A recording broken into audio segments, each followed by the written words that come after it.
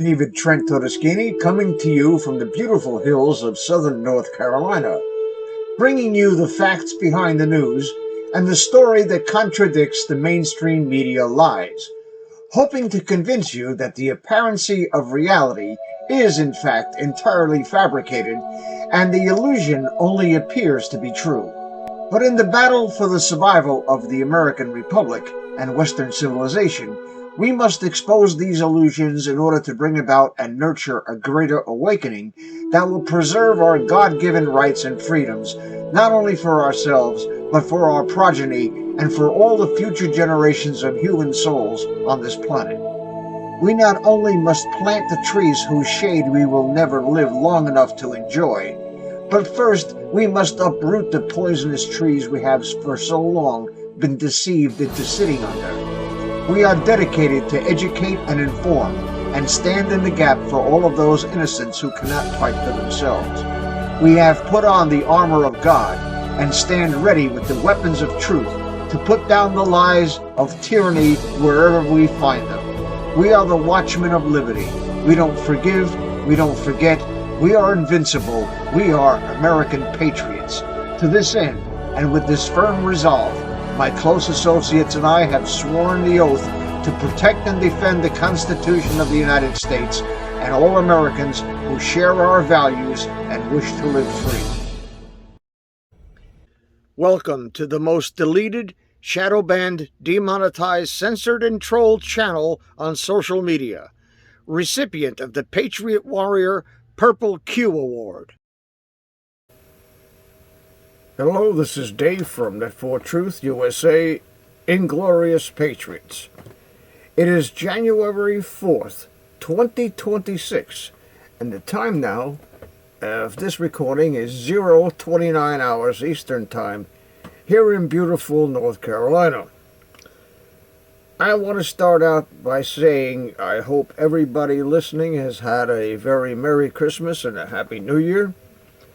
And this year, for those of us who are positioned properly, promises to be very fruitful indeed. Excuse me while I sip on my quadruple latte here. Espresso. Unbelievable. Wow, it's good stuff. All right. I've been following this guy, Kevin Juan, for about 2 months now. He's got, I don't know, last count about 5 or 6 YouTube channels, and it seems to be AI, but it's based on a real person. And he talks about financial things. And since I worked on Wall Street for 25 years with IBM, servicing banking and brokerage, and was the regional specialist for check processing, I know what I'm talking about. And for a long time I knew, and it was no secret on Wall Street, that silver has been depressed artificially by all of these put options, by people who buy paper contracts never intending to take delivery. And it's the same with the stock market. The recent fiasco with the GameStop stock, where they shorted more stock than their actual stock existed. And then when everybody in the gaming community bought the stock and there was no more stock left to buy to cover their shorts, a lot of people lost a lot of money and probably even lost their jobs on trading floors because they knew what they were doing. They're trying to put GameStop out of business and take the profit on the shorts. The money that you have in your pocket, the paper money, the fiat currency, is not worth a lit fart in a wool mitten, as I said in a prior video. This is the only real money. I don't know if you can see this. This is the only real money. This is not fiat. This is something you hold in your hand. This is a 10-ounce bar 0.999 silver bar, and I've got more coming. I got loads in the stacks in the safe. When the caca hits the air movement device, this will save you from starving to death.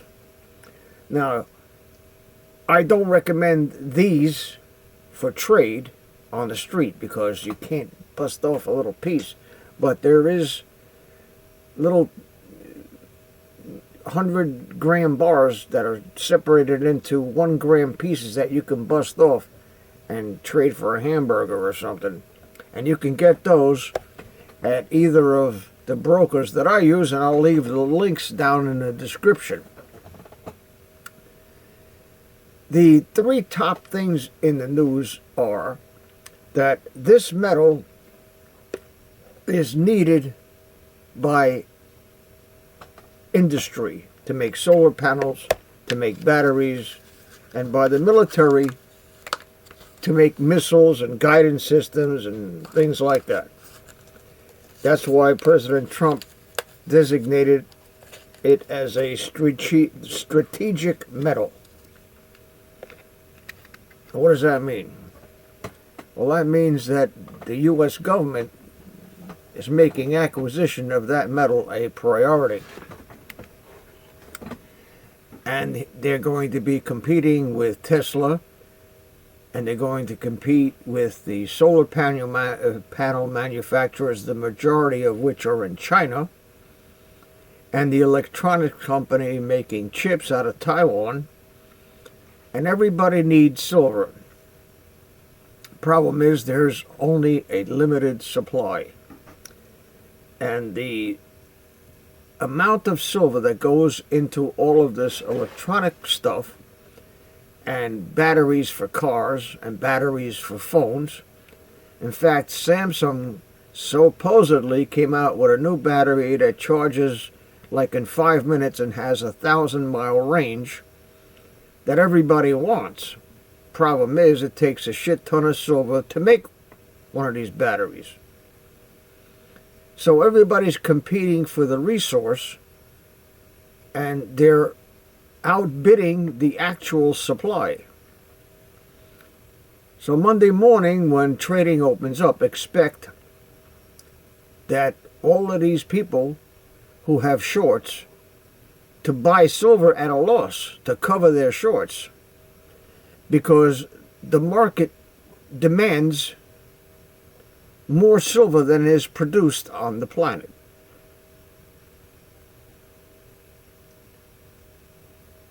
The paper has suppressed the price of silver for well over 40 years. I have bars of 1-ounce bars of silver that I bought years ago for $11. They're still in the safe. Okay? I have regrets of how many Walking Liberty silver dollars that I spent on Mars bars and Three Musketeers, that if I kept a quarter of them, I would be much more well off than I am now. But hindsight is 20/20.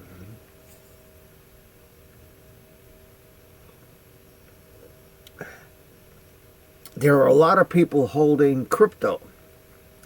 And I don't know what the price of crypto is right now. I really could care less. Because crypto is another Ponzi scheme as far as I'm concerned. See, like I said in the previous video, if you have paper money, if tomorrow they close your bank account and you got zero, you can go down to the bank and say, give me my money. But if you got crypto, and the crypto market goes haywire, you have no recourse. There's no place to go. There's no people to see. There's no 800 number to call and say, where's my crypto? Where's my Bitcoin? Bitcoin is like, back hundreds of years ago, they were trading tulips on Wall Street. Look it up. They were trading tulips. You know the flowers? Freaking tulips like petunias on Wall Street. That's how stupid people are. But stupid people make people like me rich. Because come Monday morning, there's going to be a swing on the silver price like you would not believe. I suggest that before Monday morning comes, you go to one of the brokers I got listed down in the description. Call them up. Tell them Dave from N4T sent you. I don't know if it's going to do anything for you. But mention this channel. Say, listen, I want to buy whatever is there. And you can go on their website. They're linked in the description. And buy as much silver as you can afford with as much money as you can afford to lose. And just sit on it. Don't worry about ups and downs with the thing, because the shorts are going to buy silver and spike it up, because they got to deliver on the contracts that they have contracts on. Otherwise, they're going to lose their position.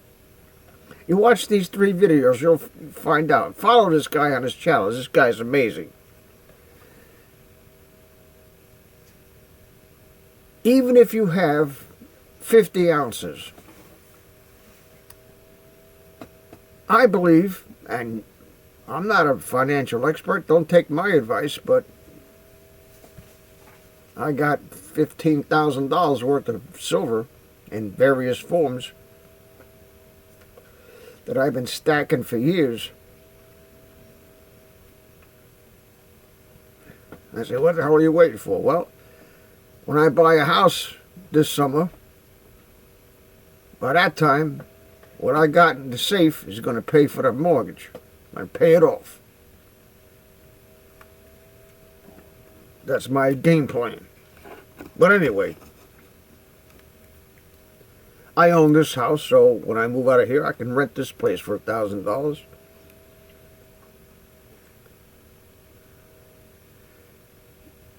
Buying stocks and buying crypto, in my opinion, is the worst move you can make. And when you sell silver, you sell it not for money, not for fiat. You either move it into gold, which is money. Gold is money. Gold ain't never gonna go down. Never, ever. It might dip up and down on the charts, but that's just people trading. Silver can only go up with all the evidence that you're going to see in the 3 following videos that this guy did, which is amazing. Now, yesterday, while everybody was sleeping, the U.S. military raided Venezuela militarily. Helicopters, warships, Tomahawk missiles, the whole 9 yards. And they went and snatched that little piece of shit Maduro out of his bedroom in his underwear and his wife, and brought him out by helicopter to the aircraft carrier Iwo Jima. And he's on his way right now, if he didn't get here already. He's on his way to be tried for multiple crimes, drug smuggling, terrorism, the whole 9. He's going to end up right next to El Chapo in Alcatraz up there in the Rockies. And now the military, our military, controls Venezuela. See, when Maduro took over, he seized all the U.S. properties that were there, the oil rigs and all of that stuff that made him the millions that he could do drugs with to kill our people. And I fully support President Trump when he's blowing up these ships coming over to try to sell drugs here. I fully support that. If you're not an American citizen and you're caught smuggling, you should be executed on the spot, summarily executed.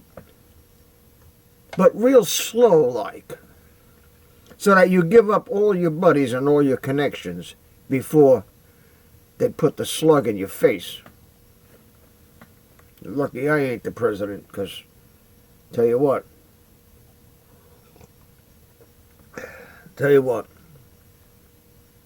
it's about time. And it's about time that they arrest the terrorists and the traitors that are right here in Congress, in the United States government. And all the fraud that's going on with all these Somalians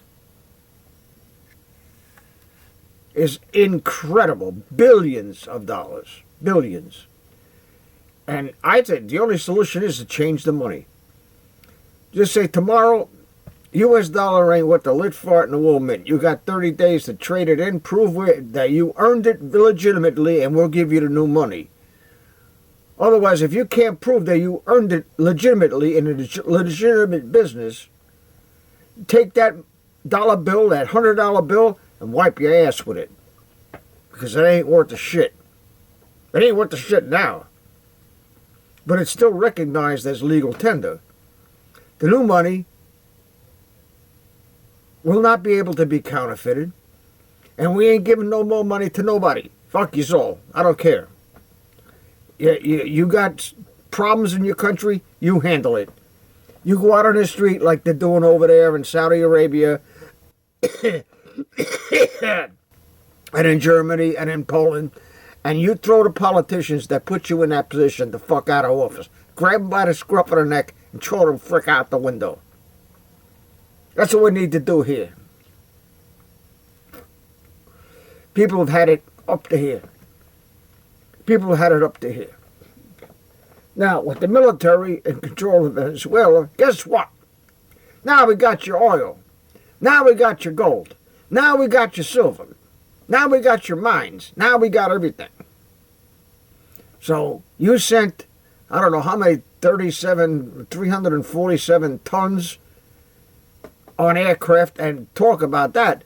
I thought the airspace was secure. How the fuck they got that shit out of Venezuela? I have no idea.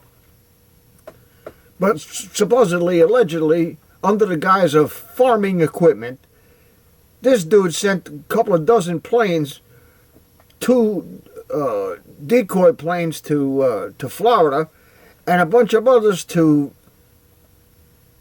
China and to Russia, with stops along the way, with Venezuela's entire stock of silver,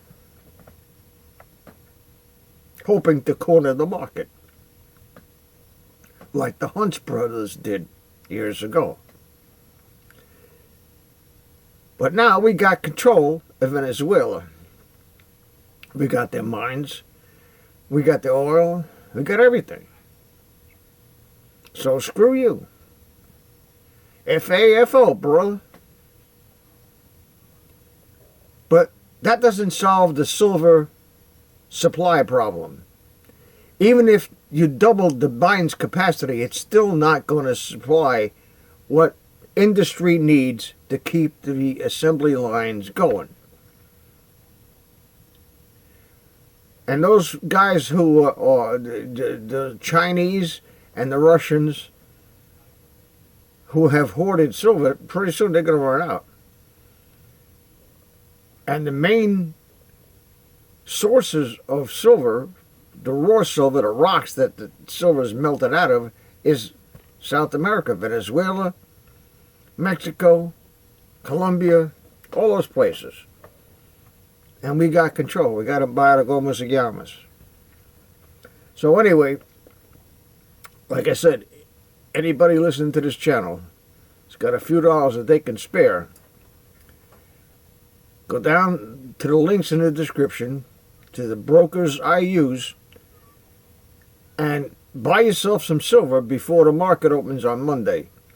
And don't worry about the price takes a dip, because there's going to be a big spread between the ask and the bid. You're going to pay more than what the chart says. In Japan, they're paying $130 for an ounce of silver. This bar in Japan, this bar right here, 10 ounces of 999 silver is worth $1,300 right now. So I paid a little bit over spot. I paid $4.5 over spot for it. Be prepared. Because as the silver prices rise, as the precious metals rise in price, it doesn't mean that the metal is more expensive. It just means your money is worth less. A lot of people are under that illusion. They bought a house in the 80s and paid $60,000 for it. And they can list it on the market for over $1 million. Look at all the money I made. You didn't make no money. You didn't make no money. Money ain't worth a shit. Money ain't worth a lit fart in a wool mitten. Buy metal. Hold on to it. Keep it. Because it's going to go absolutely batshit crazy Monday. This is Dave from Net4 Truth USA, Inglorious Patriots. Watch these 3 videos. It's going to take about an hour. But this is the best hour that you'll ever spend watching videos on the internet. Thank you for watching.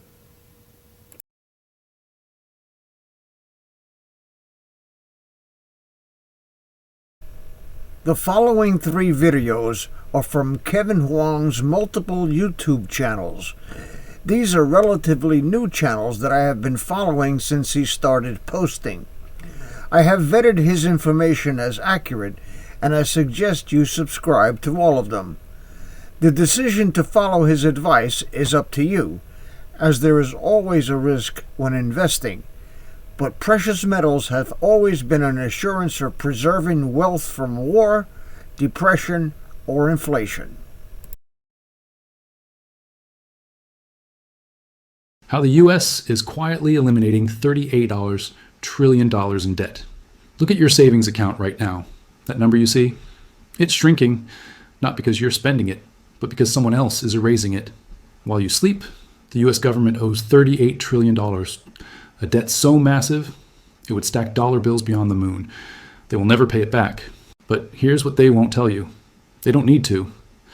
Because in 2024, the math changed. For the first time in history, America spends more on interest than on its entire military. The trap has been set, and you are inside it. There are only 3 ways out. 2 are impossible. The third has already begun. Welcome to boring currency. Now, before we go any further, if you've seen a few winners, maybe crossed 50, or perhaps you remember when $1 actually meant something, do me a favor, hit that subscribe button. Think of it as locking the vault so you don't lose track of what really matters. And tell me, where are you watching this from? Are you in the States watching your retirement evaporate? Or somewhere across the ocean, wondering when this contagion reaches your doorstep? Drop your location in the comments. Because what we're about to discuss affects every single currency, every single saver on this planet. Now, let's talk about how they're making $38 trillion disappear. If someone walks into Times Square today, they will see a giant digital clock. But this clock doesn't tell time. It tells the story of America's financial suicide. The number on that screen is spinning so fast, human eyes can barely track it. $38 trillion and climbing. Every second, every breath, the number grows larger.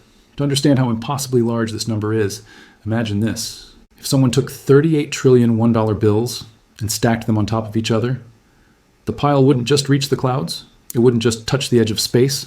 It would fly past the moon and keep going. For decades, politicians stood at podiums and smiled. They told the public not to worry. Economists wrote papers explaining why deficits didn't matter. They said the debt was just money America owed to itself. They treated it like a number in a video game, big and scary, but ultimately meaningless. But in 2024, something changed. The math stopped being theoretical. It became predatory. For the first time in American history, the government is now spending more money on interest payments than it spends on the entire United States military. Read that again. More on interest than on defense. More on paying off old debts than on equipping soldiers, ships, and aircraft. The interest bill alone is approaching $1 trillion every single year. This is not a budget line item anymore. This is a beast, And it is feeding. Here's where it gets terrifying. When a normal family has too much debt, they make changes. They stop eating at restaurants. They cancel subscriptions. They cut back until the numbers balance. But a government is not a family. A massive portion of the U.S. budget is locked in, untouchable. Social Security, Medicare. These are promises made to millions of aging Americans. Politicians cannot cut these programs. If they try, they lose elections, or worse. So the government cannot reduce spending. Instead, to pay the interest on yesterday's debt, they borrow more money today. They are using a new credit card to pay the minimum balance on the old credit card. And this increases the total debt, which increases next year's interest payment, which requires even more borrowing next year. It is a feedback loop, a spiral. And once it starts, mathematics takes over. The debt doesn't grow in a straight line anymore. It grows exponentially, faster and faster and faster. Now here's the critical question. How does a country escape a debt trap of this magnitude? Economists will tell you there are only 3 ways. 3 exits, 3 doors out of this burning building, but 2 of those doors are sealed shut. The first option is called austerity. This means the government raises taxes dramatically and cuts spending brutally. To actually balance the budget and start paying down the debt, the government would need to do something extreme. They would need to double income taxes on every American, or they would need to completely abolish the U.S. military. Neither of these will ever happen. Any politician who suggests cutting Social Security checks by 30% ends their career instantly. Any president who proposes a 70% tax rate loses the next election in a landslide. The American economy is addicted to government spending. Pulling the plug would trigger an economic collapse worse than the Great Depression. So austerity is impossible. The second option is default. The government could simply stand up and say, "We are not paying. Countries like Argentina and Russia have done this before. But for the United States, this is the nuclear option." The entire global financial system is built on one assumption, that U.S. Treasury bonds are risk-free. Every bank, every pension fund, every international trade contract rests on this foundation. If the U.S. defaults, the global banking system collapses overnight. Credit cards stop working. International trade freezes. It would be a financial apocalypse. So explicit default is also off the table. That leaves only one option, the third door, the one that every empire in history has eventually walked through. Rome, Weimar Germany, post-war Britain, they all chose the same path. It is the path of least resistance. It is the quiet solution. The soft default. The government doesn't refuse to pay the debt. Instead, they pay every single cent. But they pay it back in currency that is worth far less than when they borrowed it. They print the difference, and in doing so, they make the debt disappear, not on paper. But in reality, this is not theory. This is policy, and it has already begun. There's a museum in Berlin. Inside, behind thick glass, sits a photograph from 1923. It shows a German woman. She is using stacks of cash, bundles of paper money, to light her stove, because the money was worth less than firewood. This is what happens when a government chooses the third door. But before we walk through that door, we need to understand why the other 2 doors are locked forever. Let's start with austerity. The word sounds clinical, professional, responsible. But austerity is not a spreadsheet adjustment. It is economic violence. To fix America's debt problem through austerity, the numbers require something unimaginable. The government would need to cut spending or raise taxes by roughly $2 trillion every year. $2 trillion. To put that in perspective, that is more than the entire U.S. military budget, combined with the entire education budget, combined with veteran affairs, combined with infrastructure, all of it gone. Or the alternative. Every working American, from the janitor to the CEO, would see their income taxes double. If someone currently pays 30%, it becomes 60%. If they pay 15%, it becomes 30%. Imagine telling a middle-class family that half their paycheck now belongs to the government, not for new programs, not for better schools or roads, but just to pay interest on debts created decades ago by politicians they never voted for. What happens next is predictable. Consumer spending collapses, businesses close, unemployment skyrockets. The economy enters a death spiral. The Great Depression would look like a practice run. And here's the political reality. Any politician who even suggests cutting Social Security by 10% loses their seat. Any president who mentions raising taxes to European levels gets voted out in a landslide. The American voter has been conditioned for 70 years to expect benefits without payment. Austerity requires a society to accept shared sacrifice. But modern America is not that society. So the first door remains locked. Now, the second door, default, just walk away. Argentina did it multiple times. Russia did it in 1998. Greece almost did it in 2015. For a small country, default is painful, but survivable. But the United States is not a small country. The US dollar is not just another currency. It is the foundation of the entire global financial system. Every central bank on earth holds US Treasury bonds as reserves. Every international trade contract, from oil tankers to microchips, is settled in dollars. Every pension fund, every insurance company, every retirement account assumes US government debt is risk-free. If the United States defaults, even once, that assumption shatters. And when that assumption shatters, the dominoes fall instantly. Banks around the world hold trillions in treasury bonds as their safest assets. If those bonds become worthless overnight, those banks collapse. When banks collapse, credit disappears. When credit disappears, businesses cannot make payroll, supply chains freeze, grocery stores run out of food within days, gas stations shut down. This is not exaggeration. In 2008, the financial system nearly collapsed because of bad mortgages in a few U.S. states. A U.S. default would be 1,000 times worse. It would be the end of the global economy as we know it. So the United States cannot default, not because they are honorable, but because the consequences are unthinkable. The second door is also locked, which brings us to the third door, the door that is already open, the door every empire eventually walks through. Soft default, inflation. Here's how it works. The government borrowed money in 2020, let's say $1 trillion. They promised to pay it back with interest. And they will. They will pay every single dollar. But the trick is this. The dollars they pay back in 2030 will buy half as much as the dollars they borrowed in 2020. They are paying back the debt in currency they have deliberately devalued. It is legal, it is quiet, and it is devastatingly effective. Let's do the math. If the government owes $30 trillion and inflation runs at 5% per year, the real value of that debt shrinks by 5% annually. In 1 year, they have erased $1.5 trillion in purchasing power terms. Without raising a single tax, without cutting a single program, the bondholders get their money back, technically.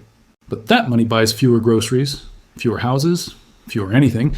The debt disappears, not from the balance sheet, but from reality. And the best part, most people never notice. They blame rising prices on supply chains, on corporate greed, on anything except the truth. This is not a conspiracy theory. This is the unspoken policy of the United States government. It is called financial repression, and it is happening right now. But to make this work, the government needs control. Control over interest rates, control over inflation measurements, control over who buys the debt, and that is where the machinery begins. There's a black and white photograph from 1946. It shows a long line of Americans stretching around a city block. They are standing outside a bank, not to withdraw money, but to buy government bonds, bonds that paid 2.5% interest. And while bread, milk, and rent were rising at 6% per year, these people were losing money. Every single day they held those bonds, but they bought them anyway. Why? Because the government had turned patriotism into a financial trap. Buy bonds to support the troops. Buy bonds to rebuild America. The propaganda was everywhere, and it worked. For 10 years, from 1945 to 1955, the American public funded their own robbery. They lent money to the government at rates that guaranteed loss. And when it was over, the U.S. debt to GDP ratio had dropped from 119% to 60%. Not because the debt was paid off, but because it was inflated away. The bondholders lost 35% of their purchasing power. The government won.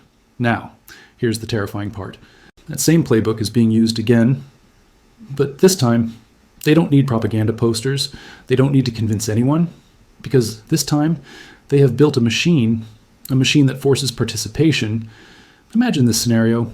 A man walks into a casino. The dealer tells him he must play, he cannot leave, he cannot cash out, and the house sets the rules. This is the modern banking system. In the years following the 2008 financial crisis, governments around the world introduced new regulations. Basel III, Dodd-Frank, a web of complex rules. On the surface, these rules were designed to make banks safer, to prevent another collapse. But buried deep inside these thousands of pages was a different mechanism, a trap. Banks were told they must hold something called high-quality liquid assets, HQLA. And the government decided what qualified as high-quality U.S. Treasury bonds, government debt, It doesn't matter if those bonds pay 0.1% interest. It doesn't matter if inflation is eating away their value. Banks must hold them by law.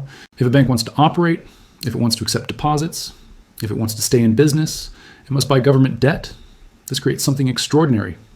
Artificial demand in a free market. If a borrower is $38 trillion in debt and spending recklessly, lenders would demand higher interest rates, 10%, 15%, maybe more. But the US government cannot afford 10%. At 10% interest, the annual interest bill would be $3.8 trillion, more than the government collects in total tax revenue. So they rigged the game. They forced the market to lend the money at suppressed rates. Pension funds, insurance companies, and retirement accounts, all of them must buy treasury bonds. Not because it's a good investment, but because it's against the law not to. The American saver thinks their pension fund is making smart choices. The truth? Their pension fund is a hostage. There's a number the government releases every month. It is called the Consumer Price Index, CPI. This number is supposed to measure inflation, how much more expensive life has become, and this number controls trillions of dollars. Social Security payments are tied to CPI. Government pensions are tied to CPI. Inflation-protected bonds are tied to CPI. If CPI says inflation is 10%, the government must pay 10% more. So the government has a multi-billion-dollar reason to keep that number low, and they found a way. In the 1980s, the government began quietly rewriting how CPI is calculated. They introduced something called substitution bias. Here's how it works. If the price of steak doubles, the government assumes people will stop buying steak. They will buy hamburger instead. So the CPI doesn't track the price of steak. It tracks the price of hamburger, and the number stays lower, but the citizens' quality of life has dropped. They are eating worse food, but the government says inflation is under control. Then they introduced hedonic adjustments. If a new car costs $5,000 more than last year's model, but it has a better stereo system or slightly better brakes, the government argues the price didn't really go up. They adjust the number downward because the quality improved. Never mind that the family cannot afford the car anymore. The statistics say everything is fine. These tricks save the government billions every year. If CPI were still calculated using the 1980 formula, inflation today would be double the official number, maybe triple. The government is lying about the cost of survival, and they are doing it to protect their budget. There was a time when central banks were independent, when the Federal Reserve's job was to protect the value of the dollar, even if that meant hurting the government's finances. That time is over. Today, the Federal Reserve has a new master, the Treasury Department. Here's what happened. For decades, foreign countries like China and Japan bought U.S. debt. They lent America trillions of dollars, but in recent years, they stopped. China is selling treasury bonds, not buying them. Japan is reducing its holdings. So who is buying the debt now? The Federal Reserve. The Fed prints money and uses that money to buy government bonds. This is called quantitative easing, and it serves two purposes. First, it keeps interest rates artificially low. If nobody wants to buy the bonds, the price falls and the interest rate rises. But when the Fed steps in and buys, it props up the price and suppresses the rate. Second, it floods the economy with new dollars, trillions of new dollars, created from nothing. And those dollars have to go somewhere.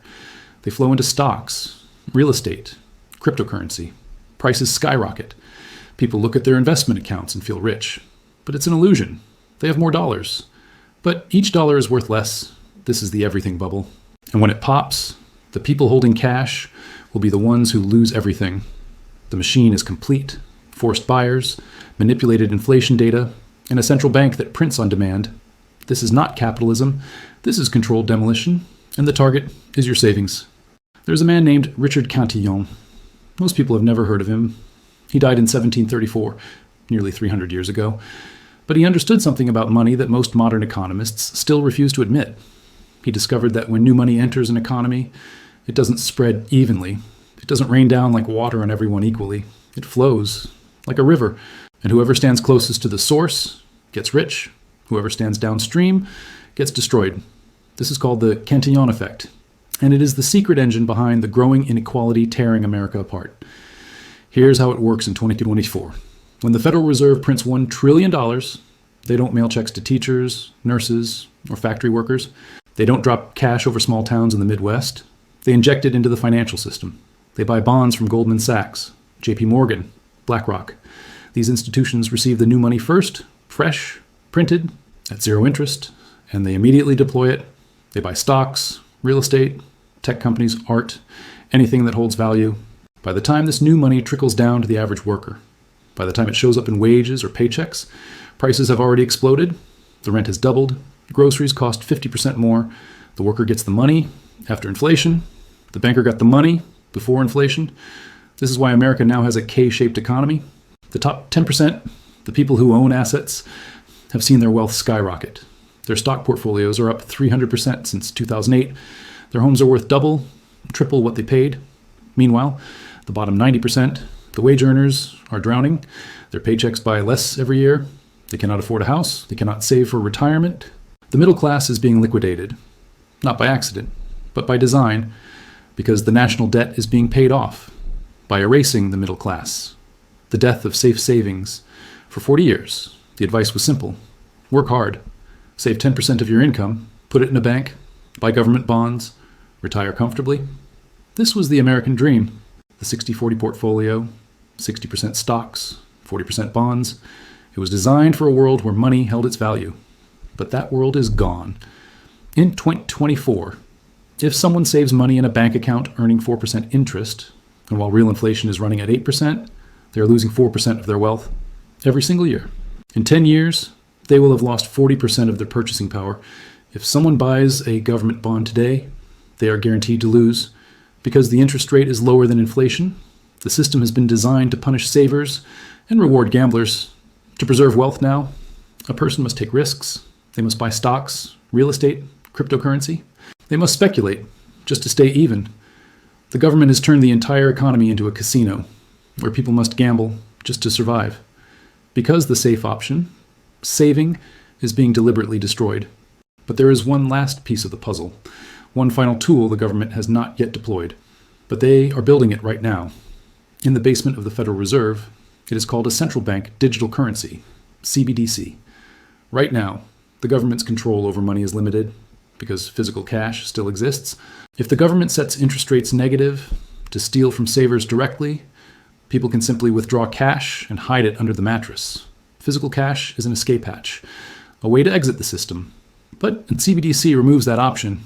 If the dollar becomes purely digital, the Federal Reserve gains total control, and they can impose negative interest rates instantly. 1% of your balance disappears every month, automatically. You cannot stop it. You cannot withdraw. They can set expiration dates on money. Your stimulus check must be spent within 30 days, or it vanishes. They can control what you buy. No alcohol, no guns, no unapproved purchases. This is not science fiction. China is already testing this with the digital yuan. Citizens in certain cities can only spend their money on government-approved items. The expiration dates are real. The control is absolute. And the United States is watching and learning. The digital dollar is the ultimate solution to the debt crisis. It gives the government the power to micromanage every transaction, to confiscate wealth with a few keystrokes, to eliminate the ability to save outside the system. The transition to a cashless society is not about convenience. It is about control. It is about ensuring there is no escape. When the final phase begins, the historical warning, there is a precedent for this. April 5th, 1933, President Franklin D. Roosevelt signed Executive Order 6102. It made it illegal for American citizens to own gold. Anyone caught holding more than a small amount faced 10 years in prison. The government forced citizens to sell their gold to the Federal Reserve at a fixed price.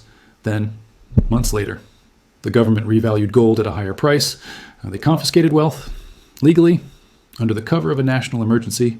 Today, the same legal framework still exists. The president has the power to seize assets during a crisis, gold, Bitcoin, retirement accounts, anything. If the debt spiral accelerates, if the system begins to collapse, the government will not ask permission. They will simply take the verdict. The United States is defaulting right now. It is not a sudden crash. It is not a dramatic announcement. It is slow, polite, bureaucratic, but it is a default nonetheless. The $38 trillion will never be paid back in real terms. The government is betting they can inflate the debt away faster than the public can panic. They are walking a tightrope. Print too slowly, the debt crushes them. Print too fast, hyperinflation destroys the currency, so they aim for the middle, 4 to 5% inflation for a decade. It sounds manageable, but the math is brutal. At 5% inflation, the value of savings is cut in half. every 14 years. By the mid-2030s, half the debt will be gone, and half of every American's savings will be gone with it. The winners in this system will be those who understand the game, those who own scarce assets, real estate that cannot be printed, gold that cannot be created by a computer, Bitcoin with a fixed supply, profitable businesses that generate real value. These are the lifeboats. The losers will be those who trust the system, those who keep their wealth in cash, those who believe government bonds are safe, those who think their savings account is protecting them. The American dream of saving your way to prosperity is dead. We are now in the era of asset survival, and the clock is ticking. The government has made their choice. They will not cut spending, they will not raise taxes, they will inflate, and they will do it quietly, until it is too late for most people to react. The question is not whether this will happen. The question is, what will you do about it? If you found this analysis valuable, hit that subscribe button, because the next video will expose the exact mechanisms of Executive Order 6102, the legal framework that allows asset seizure, and how modern investors can protect themselves. From boring currency, this is the warning. The debt is being erased, and so is your wealth. Unless you act now. Venezuela just went dark. Their silver mines, responsible for 12% of global supply, are offline. But that's not why the price exploded. The real reason is what happened in the 6 hours before the blackout. Something moved in the darkness. Something that wasn't supposed to move. Something that tells us this wasn't an accident. Let me take you back to December 23rd, Christmas weekend. The markets are closed. The traders are on vacation. The news cycle is dead. This is when they move. This is when they think nobody's watching. But we were watching. We had eyes on the ground. We had sources inside the Venezuelan mining sector. And what they told us will change everything you think you know about this crisis. At 2:47 a.m. Caracas time, 3 cargo planes departed Simon Bolivar International Airport. Destination, Miami International. Cargo manifest, mining equipment. But mining equipment doesn't weigh 847 tons. Mining equipment doesn't require armed escort to the tarmac. Mining equipment does not get loaded in the middle of the night when the airport is supposed to be closed. 847 tons. Let me repeat that number because it's crucial to understanding what really happened here. 847 tons of mining equipment loaded onto 3 aircraft in a 47-minute window. That's 18 tons per minute. That's 300 kilograms per second being moved from secure storage facilities to aircraft cargo holds. You don't move mining equipment that fast. You don't move mining equipment in the dark. You don't move mining equipment with military precision and 0 documentation trails. But you do move silver that way. You do move precious metals that way when you're trying to evacuate strategic reserves before a crisis hits. 847 tons of mining equipment. Let me put that in perspective for you. 847 tons is approximately 27 million troy ounces of refined silver. That's roughly 15% of Venezuela's entire annual silver production. That's more silver than most countries produce in 2 years, loaded onto planes in the dark, 6 hours before the mines went offline. But here's where the story gets really dark. Those 847 tons weren't random numbers pulled from thin air. Our analysis of Venezuelan silver production data shows that 847 tons represents the exact amount of refined silver that should have been sitting in Venezuelan central bank vaults as strategic reserves. Every sovereign nation keeps strategic metal reserves: gold, silver, platinum, insurance policies against currency collapse, emergency assets that can be liquidated in times of crisis. Venezuela's strategic silver reserve was estimated at 850 tons as of December 2024. 3 tons remained in the vaults. 847 tons departed on those flights. This wasn't an evacuation of mining equipment. This was the complete liquidation of Venezuela's sovereign silver reserves. This is where the timeline stops making sense. 2:47 a.m. 3 aircraft begin loading operations at Simon Bolivar International 3:15 a.m. Venezuelan military establishes perimeter around airport cargo terminals 3:52 a.m. All civilian flights diverted from Caracas airspace for maintenance operations. 4:18 a.m. First aircraft departs. Venezuelan airspace squawks emergency transponder code 4:41 a.m. Second aircraft airborne. Flight path direct to Miami International 5:33 a.m. Third aircraft wheels up, but here's the anomaly. This one turns northeast toward the Caribbean 6:15 a.m. All 3 planes are airborne 7:23 a.m. Venezuelan state television goes silent. 8:41 a.m. Power grid failures cascade across Zulia province. 9:58 a.m. Las Cristinas Mine reports technical difficulties. 10:34 a.m. El Callao mining complex evacuates all personnel. 11:12 a.m. Entire mining sector shuts down operations. 12:45 p.m., government declares national mining emergency. But here's what they didn't announce. Here's what you won't see in any press release. At 1:17 p.m., exactly 32 minutes after the mining emergency was declared, silver futures in New York jumped 7.8%. Not gradually, not over hours, in 4 minutes. A violent, explosive move that triggered trading halts across multiple exchanges. Someone knew, someone was positioned, someone was ready for this exact sequence of events. The market doesn't move like that on news. The market moves like that on information. Information that travels faster than headlines. Information that flows through channels that don't exist on your television screen. Information that comes from inside the operation itself. Because this wasn't just about moving silver. This was about timing the market. This was about positioning before the crisis hit. This was about turning a strategic metal evacuation into the largest commodity manipulation scheme in modern history. Let me show you the evidence. Let me show you the trading patterns that prove this was orchestrated from the highest levels.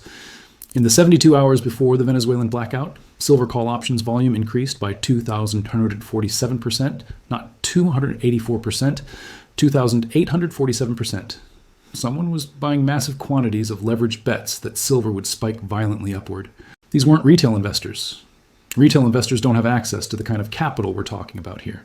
The average trade size was $47 million per position. These were institutional players. These were entities with inside information about what was coming. But it gets worse. The options weren't just calls, they were specifically calls with strike prices at 73, 77, and 82. Those weren't random numbers. Those were target prices. Price levels that someone knew the market would hit after the Venezuelan operation was complete. And they were right. Silver touched 73.40 on the day of the blackout. It hit $77.15 2 days later. It peaked at 82.77 exactly 1 week after the Venezuelan mines went dark. This wasn't market speculation. This was inside trading on geopolitical intelligence. This was monetizing a crisis that someone had advanced knowledge about. This brings us to the planes. Because those 3 cargo flights weren't the only metal moving that night. And they weren't the only flights that had inside information about the timeline. Flight tracking data shows a pattern that should terrify anyone who understands how the silver market actually works. Between midnight and 6 a.m. Caracas time, 11 aircraft departed Venezuelan airspace. Not 3, 11. Let me break down these flights for you because each one tells part of the story. Flights 1-3, the obvious ones. Simon Bolivar to Miami International, the decoy flights. The ones they wanted us to see, the ones carrying some silver but not the main cargo. Flights 4-5, departed from Maracaibo International. Destination, Panama City. These flights carried Venezuelan oil executives and their families. Emergency evacuation of key personnel before the crisis hit. Flights 6-7, departed from Puerto Ordaz, private airfield. No civilian traffic control. These flights carried mining equipment. Real mining equipment this time. Specialized extraction machinery worth hundreds of millions of dollars. But here's where it gets really interesting. Flights 8-9, Russian registration. Antonov An-124 cargo planes. The kind of aircraft you use when you need to move something very heavy, very far, very quietly. Departure point. Canaima National Park. A national park with no airports, no landing strips, no infrastructure for heavy cargo aircraft. Except there is infrastructure. Secret infrastructure, military infrastructure that doesn't appear on civilian maps, underground storage facilities connected to the Venezuelan silver mining network, storage facilities that have been accumulating refined silver for years. These Russian flights didn't just carry silver, they carried the accumulated production of Venezuelan mines that had been diverted from international markets for the past 18 months. Silver that should have been sold to industrial users, silver that should have been available to the global supply chain. Silver that was instead stockpiled in underground facilities waiting for this exact moment. How much silver? Our estimates based on cargo weight and aircraft capacity suggest these 2 flights carried approximately 1,200 tons of refined silver. That's 38 million ounces. That's more silver than Peru produces in an entire year. Flights 10-11. Here's where the story becomes a geopolitical nightmare. Chinese registration. Cargo aircraft operated by COSCO Shipping, the state-owned shipping conglomerate that moves strategic materials for the Chinese government. Departure point unknown, destination unknown. These flights disappeared from civilian radar immediately after takeoff. Military aircraft, military cargo, military secrecy. But we know they landed somewhere in the Caribbean before continuing to destinations that are classified at the state level. The Chinese weren't just observing the Venezuelan operation, they were participating in it. They were coordinating with the Russians to extract maximum silver reserves before the crisis hit. This is state-level resource warfare. This is economic espionage disguised as humanitarian crisis response. This is the beginning of something much larger than a Venezuelan power grid failure. Destinations included Miami, Panama City, and here's where it gets interesting, Moscow. 2 flights to Moscow. Russian registration, Antonov and An-124 cargo planes. The kind of aircraft you use when you need to move something very heavy, very far, very quietly. But the Moscow flights weren't direct. They made stops, strategic stops at locations that reveal the true scope of this operation. First stop, Minsk, Belarus. Officially a refueling stop, unofficially a transshipment point where Venezuelan silver gets repackaged, relabeled, and distributed to final destinations across the former Soviet sphere. Second stop, Astana, Kazakhstan. The heart of the Eurasian Silver Processing Network, where raw silver gets refined into industrial products for the Chinese manufacturing sector. Final destination, Moscow. The Russian Strategic Metal Reserve Complex, underground facilities where silver joins gold, platinum, and other strategic materials in vaults that are designed to survive nuclear war. Russian involvement in Venezuelan mining isn't new. Rosneft has had contracts in the region for years. But Rosneft extracts oil. These flights originated from mining territories. These flights carried cargo that required specialized loading equipment. These flights moved under diplomatic cover that protected them from international oversight. Someone emptied the Venezuelan silver reserves before the crisis hit. Someone with access to state-level logistics. Someone with the authority to move strategic materials across international borders without customs interference. Someone who knew exactly when the lights were going to go out. This wasn't a natural disaster. This was a controlled demolition of the Venezuelan mining sector, timed to maximize resource extraction and market manipulation. But the Venezuela story is just the surface, the tip of the iceberg. The visible part of an operation that goes much deeper than anyone in the Western financial system realizes. The real crisis is what this shortage reveals about the global silver market. Because when 12% of annual supply disappears overnight, the remaining 88% becomes visible. And what we're seeing in that remaining supply is a system on the verge of total collapse. Let me show you the numbers that the mining companies don't want you to see. Numbers that explain why Venezuela was targeted.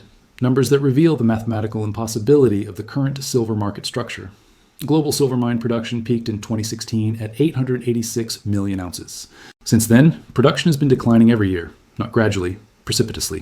2017, 852 million ounces. 2018, 843 million ounces. 2019, 836 million ounces. 2020, 784 million ounces due to COVID shutdowns. 2021, 822 million ounces as mines reopened. 2022, 835 million ounces. 2023, 842 million ounces. 2024 is tracking at 831 million ounces. The decline is accelerating. The peak is behind us.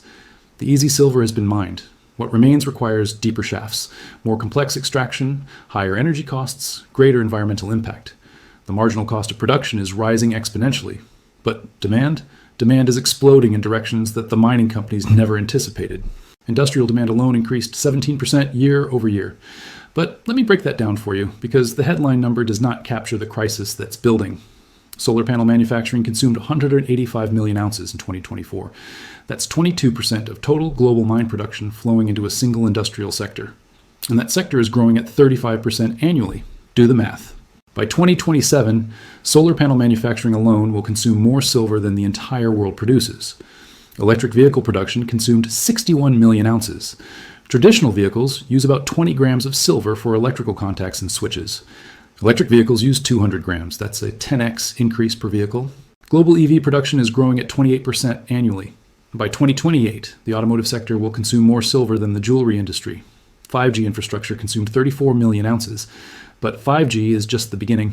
6G infrastructure will require silver-based quantum computing components. Artificial intelligence data centers need silver for high-frequency processing units. The technology sector's silver consumption is accelerating exponentially. Defense applications consume 28 million ounces. Military radar systems, missile guidance systems, satellite communications, electronic warfare equipment. As geopolitical tensions escalate, military demand for silver is becoming a national security priority for every major power. Medical applications consume 19 million ounces. Silver-based antimicrobial coatings for hospital equipment. Silver nanoparticles for drug delivery systems. Silver electrodes for diagnostic equipment. The healthcare sector's demand is recession-proof and politically protected. The deficit is real. The shortage is mathematical. Annual demand is now running at 1.1 billion ounces. Annual supply is falling toward 800 million ounces. The deficit is 300 million ounces and growing every year. What happened in Venezuela didn't create the crisis. It exposed it. It accelerated it. It turned a manageable supply shortage into a strategic emergency that threatens the industrial base of every developed economy. Here's what the Venezuelan blackout really represents. It represents the moment when strategic actors realize that silver scarcity is now a national security issue. It represents the beginning of resource hoarding at the state level. It represents the end of the free market in strategic metals. Because those planes that left Caracas, they weren't heading to random destinations. They weren't carrying cargo for profit-maximizing corporations. They were heading to countries that have been quietly accumulating silver reserves as part of strategic resource warfare against the dollar-based international monetary system. China's strategic silver reserves are classified information. But import data tells the story. In 2024, China imported 247 million ounces of silver. That's 30% of global mine production flowing into a single country. But here's the crucial detail. China's industrial silver consumption is only 180 million ounces annually. Where is the extra 67 million ounces going? Into state reserves, into strategic stockpiles, into underground facilities that are designed to survive economic warfare. China isn't importing silver for industrial use only. China is stockpiling silver for the same reason they stockpiled gold, because they know the dollar-based monetary system is dying. And they know that when it dies, countries with strategic metal reserves will have enormous advantage in the new system that replaces it. Russia's silver reserves? Also classified. But Russian silver exports dropped to near zero in 2024, despite mine production remaining constant at 45 million ounces annually. Where's that metal going? Into state vaults, into strategic reserves, into the same underground storage facilities where they keep their gold. Russia understands that silver is money, real money, money that can't be printed, money that can't be sanctioned, money that maintains value when fiat currencies collapse. Every ounce of silver that Russia accumulates is an ounce that strengthens their position in economic warfare against the West. India's silver imports hit record highs every quarter. 2024 imports exceeded 270 million ounces. That's more silver than Mexico produces, more silver than Peru produces. India is vacuuming up global silver supply through every available channel. But India's silver imports aren't going to jewelry manufacturers. They're going to the Reserve Bank of India through shell companies and offshore entities. India is building strategic silver reserves as part of their de-dollarization strategy. This is the new reality. Nation-states are treating silver like a strategic weapon, like uranium, like rare earth elements, like any resource that provides military and economic advantage. And the Venezuelan operation was just the opening move in a much larger game. Because here's what happens next. Here's the cascade that the Venezuelan crisis just triggered. Here's the sequence of events that will unfold over the next 18 months as the silver shortage transitions from theoretical to catastrophic. Phase 1, supply shock recognition. The market realizes that 12% of annual supply is offline indefinitely. Price spikes immediately. Inventory hoarding begins. This is where we are now. Phase 2, industrial panic. Manufacturing companies realize that their supply chains are vulnerable. They start building strategic stockpiles. Just-in-time inventory management dies. Companies start hoarding silver like toilet paper during COVID. Demand increases while supply decreases. Price acceleration begins. Phase 3, financial system stress. Banks that are short silver through derivatives and paper contracts face margin calls they cannot meet. The paper silver market starts to break down. Physical premiums explode. The disconnect between paper prices and physical prices becomes impossible to ignore. Phase 4, government intervention. Central banks realize that silver scarcity threatens industrial production and national security. They start acquiring silver reserves directly using freshly printed currency. The free market ends. Strategic allocation begins. Phase 5, currency implications.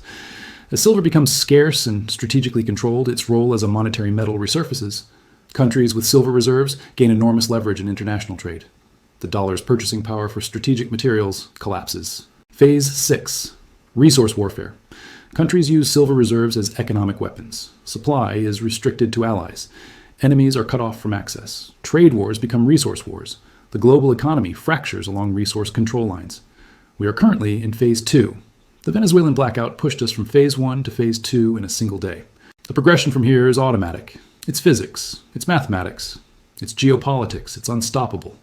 The Venezuelan silver is gone. It's not coming back. Those mines will eventually restart, but the metal that was stored there, that's in Moscow now. That's in Beijing now. That's in strategic reserves controlled by countries that are actively working to destroy the dollar-based international monetary system. Every ounce of silver that disappears into state reserves is an ounce that will never return to the free market. Every ton of metal that gets nationalized reduces the available supply forever. Every crisis that gets manufactured creates precedent for the next crisis. We are watching the end of commodity markets as we know them. We are watching the beginning of resource nationalism. We are watching the dawn of scarcity warfare. The lights went out in Venezuela. But the real darkness is what that blackout revealed about the future of strategic materials. The game has changed. The rules have changed. The players have changed. And by the time the Western world wakes up to what's really happening, the vaults will be empty, the reserves will be gone, the metal will be controlled by countries that have no intention of selling it back to us at any price. Venezuela was just the beginning. But there's something else we need to discuss. Something that makes the Venezuelan operation even more sinister than resource theft. Something that reveals this wasn't just about silver. This was about testing Western response capabilities. This was about probing defenses. This was about measuring reaction times. Russia and China now know exactly how long it takes Western intelligence agencies to recognize resource warfare. They know how long it takes Western governments to coordinate response. They know how long it takes Western media to investigate and report. The answer is too long. By the time Western analysts figured out what happened in Venezuela, the operation was complete, and the perpetrators had moved on to planning the next target. This intelligence gathering was part of the operation's value. Russia and China now have precise measurements of Western defensive capabilities around strategic resource protection. They know the gaps in surveillance. They know the delays in response. They know the weaknesses in coordination. This intelligence will be applied to future operations. The next resource extraction will be faster, more efficient, more complete. The gaps in Western defenses will be exploited more effectively. We are fighting a war that we don't even know we're in. While Western governments debate inflation statistics and trade deficits, Eastern powers are systematically dismantling Western industrial capacity through resource control. But there's another layer to this operation that reveals the true scope of what we're dealing with. Because this wasn't just about testing defenses. This was about financial warfare on a scale that most people can't comprehend. Follow the money, not just the silver money, all the money. In the 72 hours surrounding the Venezuelan blackout, currency markets experienced anomalous trading patterns that have never been properly explained by financial media. The Russian ruble strengthened against the dollar by 3.2%, despite no positive economic news from Russia. The Chinese yuan gained 2.1% against the dollar, despite concerns about Chinese real estate markets. The Venezuelan bolivar, which should have collapsed during an infrastructure crisis, actually stabilized. These currency movements make no sense unless you understand that they were coordinated with the silver operation. Russia and China weren't just stealing silver. They were using the operation to attack the dollar's reserve currency status. Here's how it works. When Western countries lose access to strategic materials, they're forced to buy those materials from Eastern suppliers using Eastern currencies. This increases demand for rubles and yuan while decreasing demand for dollars. The Venezuelan silver that disappeared into Russian and Chinese vaults will now be sold back to Western companies. But the sales will be denominated in rubles and yuan, not dollars. Samsung will have to buy rubles to purchase the silver they need for batteries. Tesla will have to buy yuan to secure supply for vehicle production. This forces Western companies to accumulate Eastern currencies, which weakens the dollar and strengthens Eastern monetary systems. Resource control becomes currency control. Strategic material dominance becomes monetary dominance.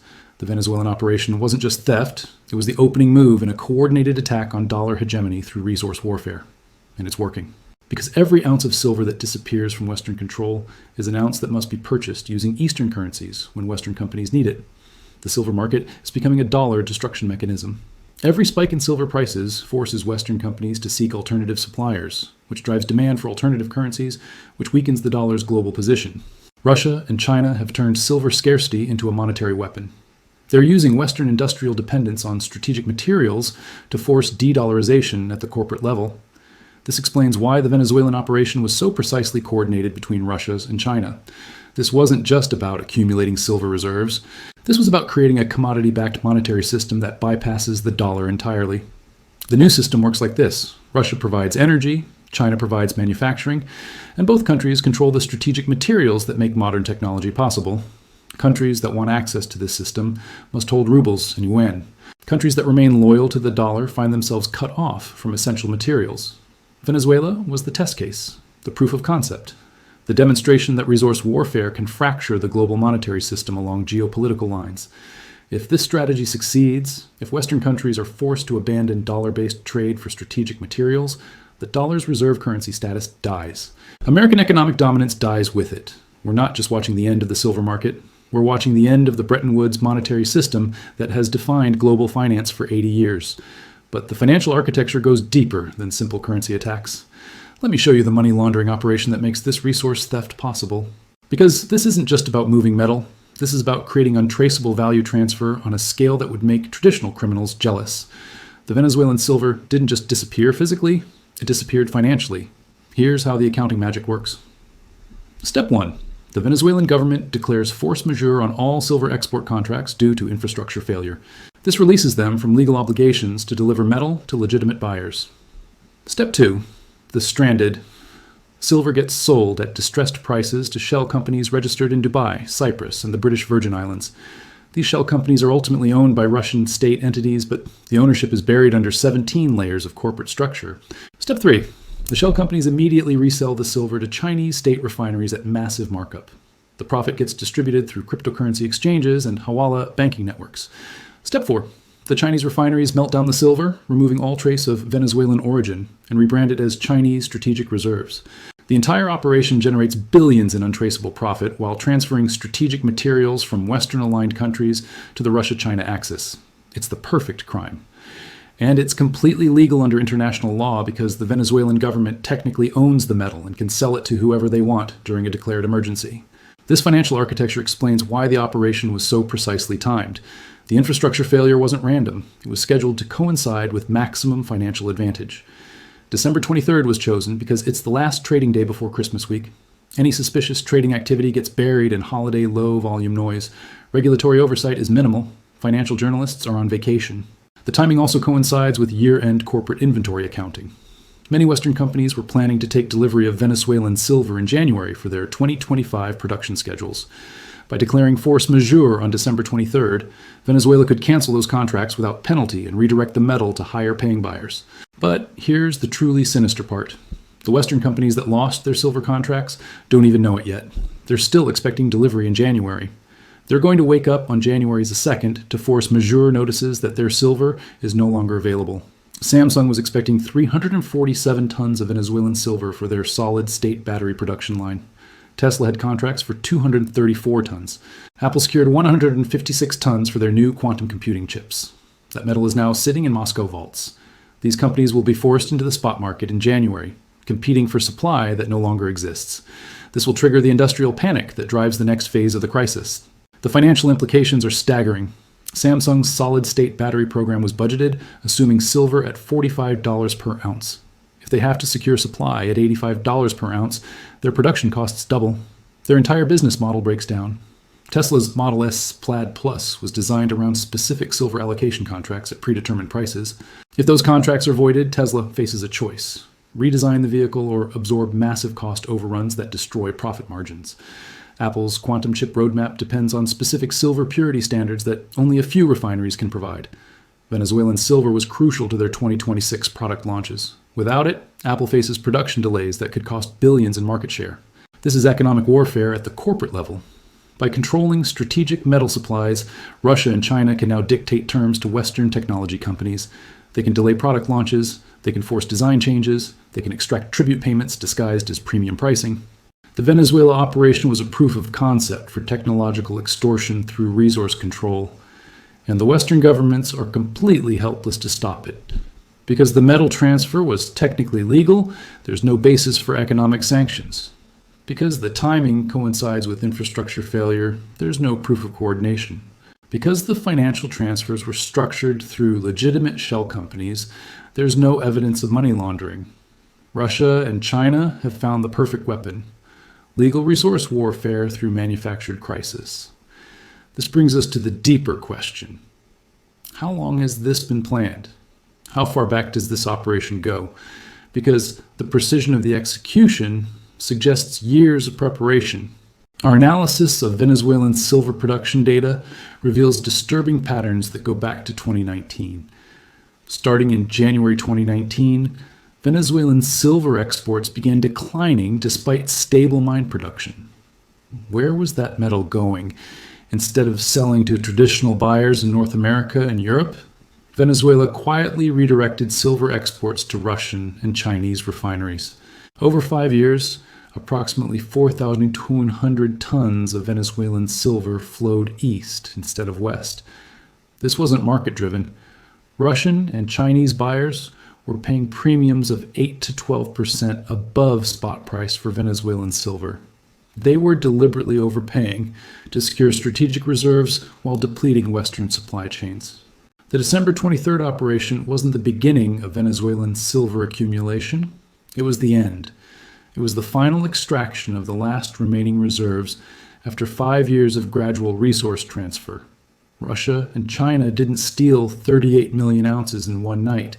They stole 135 million ounces over 5 years. The December operation was just the final cleanup. This explains why the market reaction was so extreme. The silver market had been gradually tightening for years due to this hidden resource transfer.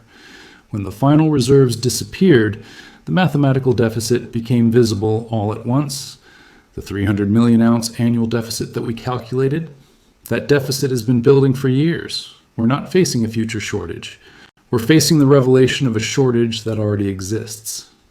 Venezuelan silver wasn't just 12% of annual production. It was 12% of the remaining available supply after years of Eastern accumulation. Losing that final 12% didn't create scarcity. It exposed scarcity that was already baked into the system. This is why the price explosion was so violent. This is why industrial buyers are panicking. This is why Western governments are waking up to strategic metal vulnerability. The free market in silver ended years ago. We just didn't know it. I need you to stop what you're doing right now. Close the other tabs, put your phone on, do not disturb, and look at the screen. What you're seeing on the mainstream news tickers, the talk of restoring democracy or counter-narcotics operations in South America, is a carefully constructed smokescreen. It is a narrative designed for the 99% who still believe that geopolitical movements of this magnitude are about ideology. But you are here because you know better. You are here because you understand that in the year 2026, every bomb dropped and every regime toppled is a move on a global chessboard of resource securitization. Specifically, what happened on January 3rd, 2026 in Caracas wasn't just a military strike, it was the opening salvo of a global resource war, and the primary target isn't oil, it's silver. My name is Kevin Huang, and this is Markets in Context. If you want the truth behind the headlines, hit the subscribe button right now because the window of opportunity to position yourself for what's coming is closing in real time. Let's look at the ground truth. At 2 a.m. VET on January 3rd, 2026, the capital city of Caracas was rocked by a series of precision airstrikes. This wasn't a warning shot. Residents reported low-flying aircraft and explosions centered on the Fort Tiuna military complex, the nerve center of the Venezuelan Ministry of Defense, and the La Carlota Air Base. This was Operation Southern Spear, a high-risk decapitation strike executed by the Joint Special Operations Command, or JSOC. We're talking about Elite Units Delta Force and the 160th Special Operations Aviation Regiment infiltrating the presidential residence while the Venezuelan National Guard was paralyzed by localized electronic warfare. President Nicolas Maduro and First Lady Cilia Flores were captured and extracted via helicopter to the USS Iwo Jima, an amphibious assault ship positioned off the coast. The U.S. administration characterized this as a surgical removal of a criminal regime, citing unsealed indictments for narco-terrorism to provide a legal veneer. But let's look at the timing. This kinetic action represents the most significant U.S. military intervention in Latin America since the 1989 invasion of Panama. Why now? Why this level of risk? The answer lies in a fracturing global order where just-in-time supply chains have been replaced by might-is-right resource acquisition. To understand the silver target, you first have to understand the excuse they used to get through the door, the heavy, crude bottleneck. The mainstream media is fixated on the fact that Venezuela sits on the world's largest energy reserves, but they'll tell you that Venezuelan oil production had already atrophied to roughly 900,000 barrels per day due to years of mismanagement. On paper, the removal of those barrels shouldn't crash the world. But paper isn't reality. The reality is the quality of that crude. Venezuela produces Murray 16, a heavy, sour crude that is absolutely essential for complex refineries in the U.S. Gulf Coast and China's Shandong province. These multi-billion-dollar industrial complexes cannot simply switch to the light, sweet shale oil produced in the Permian Basin. Without Murray 16, the diesel crack spread widens immediately, threatening the very fuel that moves the global economy. When President Trump asserted that the U.S. is in the oil business and would run Venezuela temporarily, he was signaling a strategic shift toward direct resource securitization.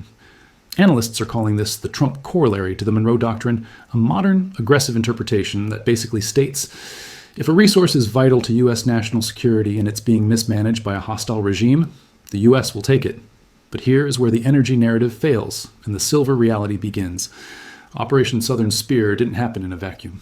It was a kinetic accelerant for a silver market that was already in the throes of a historic supply-side crisis. Just 48 hours before the first bombs fell on Caracas on January 1st, 2026, the People's Republic of China detonated a silent bomb in the global supply chain by implementing aggressive export controls on silver. The confluence of the China shock and the Venezuela shock has fundamentally broken the traditional pricing models for precious metals. For years, silver was the forgotten stepchild of gold. It was traded as a commodity, a secondary asset. But in the opening days of 2026, silver has decoupled from its historic tether to gold. It is now trading as a critical strategic asset essential for both industrial continuity and monetary survival. While the immediate military objectives in Caracas appear to have been achieved with tactical precision, the economic shockwaves are only beginning to be felt. The escalation to this point was calculated. Throughout 2025, the geopolitical temperature rose in a sequence of events that the market chose to ignore. Following the disputed 2024 elections, the return of the Trump administration signaled a departure from diplomatic containment to active encirclement. By November 2025, the deployment of the USS Gerald R. Ford aircraft carrier strike group, accompanied by F-35 stealth fighters to the Caribbean, was publicly justified as a counter-narcotics operation against the Tren de Aragua syndicate. But the market signal was clear.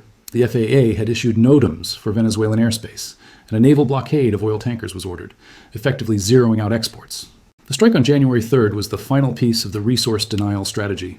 By removing the Maduro regime, the U.S. didn't just target oil, they targeted the Arco Minero del Orinoco, a 112,000 square kilometer zone rich in gold, diamonds, coltan, and most importantly, silver. Under the previous regime, this area was a state-sponsored illicit economy, where silver and gold were smuggled to Turkey and the UAE to bypass sanctions. The U.S. strike has disrupted these protection networks, creating an immediate supply freeze that has halted the flow of illicit metal to international black markets. When global markets opened on Monday, January 5th, 2026, the volatility was unlike anything we've seen in the modern era. Brent crude prices rose to the $62 to $65 range, but it was the internal spreads that signaled the real stress. More importantly, silver prices, which had already seen a gamma squeeze in late December due to anticipation of the China ban, surged toward $80 per ounce. You have to understand the psychology of this move. Geopolitical crises often trigger a run on the bank in commodities. When investors see airstrikes on a sovereign nation and the capture of its leadership, they don't look for more paper contracts. They fear counterparty risk. They fear the weaponization of the financial system itself. The Venezuela crisis, following immediately on the heels of the China export ban, has created a double-engine event where industrial demand and monetary demand fire simultaneously.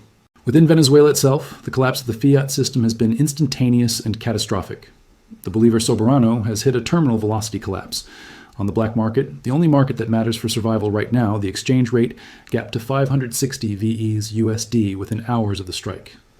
With the central bank of Venezuela ceasing to function, pricing has reverted to pure speculation and barter. This is where the survival valuation of silver becomes a reality. In the streets of Caracas, prices for basic necessities like bread or fuel are being quoted exclusively in USD or grams of silver flakes. This isn't just a Venezuelan problem, it's a blueprint for the empire risk that is now being priced into every major currency. Non-aligned nations, the BRICS Plus bloc, are watching the direct military seizure of a sovereign nation and its resources, and they are coming to one conclusion. If the U.S. can seize Venezuela's wealth and leadership by force, no asset held in dollars is truly safe. This is accelerating a trend that was already in motion. Central banks and institutional investors are bypassing fiat entirely for hard assets. As the war premium battles the industrial floor, silver is proving to be more resilient than gold. While gold hit new all-time highs above $4,445 per ounce on the Monday open. Driven by the belief that the U.S. would finance the occupation through massive debt expansion, silver is the asset that the industrial giants are panicking over. If you are a manufacturer of solar panels or electric vehicles, you don't care about the debasement trade. You care about the physical metal that is no longer coming out of China and is now locked behind a military blockade in Venezuela. The U.S. intervention is predicated on a transition to a friendly government led by the opposition, with plans for the mass privatization of the mining sector.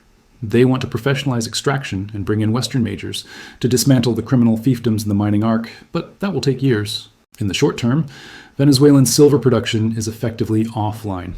This creates a structural deficit that cannot be filled by the remaining global mines, which are already struggling with falling ore grades and a lack of new investment. We are entering a phase of shock reversal and breakout, where the convergence of supply fear from the east and war fear from the south is driving silver to retest its all-time highs. This is not a drill. This is the re-rating of silver as a measure of global instability and industrial necessity.